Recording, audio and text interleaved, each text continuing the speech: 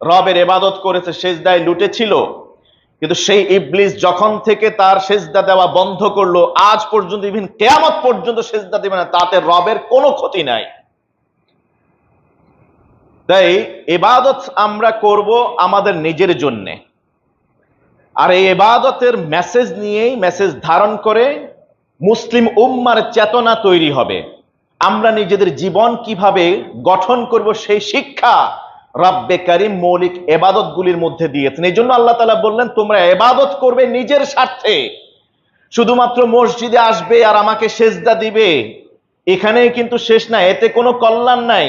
বরং কল্যাণ হবে এখান থেকে কি মেসেজ ধারণ করলে সেটা ব্যক্তিক জীবন থেকে রাষ্ট্রীয় পরিমণ্ডল পর্যন্ত বাস্তবায়ন করা, অনুসরণ অনুকরণ করাই, এখান থেকে শিক্ষা কাজে লাগানোটাই হলো মূল টার্গেট, মূল উদ্দেশ্য।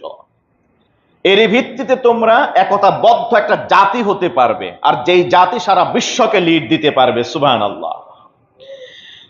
সালাত আমাদেরকে কি শিক্ষা দেয়?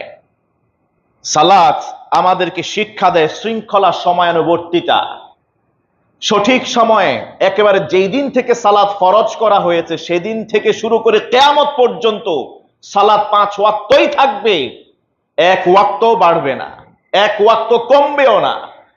যে 5 ওয়াক্তের জন্য সময় বরাদ্দ করা হয়েছে ওইটাই নির্ধারিত থাকবে, কখনো আগ পিছ হবে না, একই সময়ে থাকবে, একই নামেই থাকবে, একই সিস্টেমেই সালাত আদায় করতে হবে।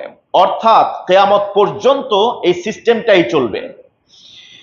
আত্মনিয়ন্ত্রণ ও আল্লাহ ভীতি শেখায় সালাত। সালাতের মধ্যে আমার কত কিছু করতে মন চায়, কত কথা আমার আওড়াতে ইচ্ছে করে, কত জনের উপর রাগ ঝাড়তে মন চায়, কিন্তু সম্ভব হয় কি? সালাতরত অবস্থায় তা করা সম্ভব হয় না। আমাকে আত্মনিয়ন্ত্রিত হতে শেখায়। আল্লাহ ভীরুতা তৈরি করে সালাতে, আত্মিক প্রশান্তি ও একাগ্রতা তৈরি করে এই সালাত। এই সালাত আমাকে যাবতীয়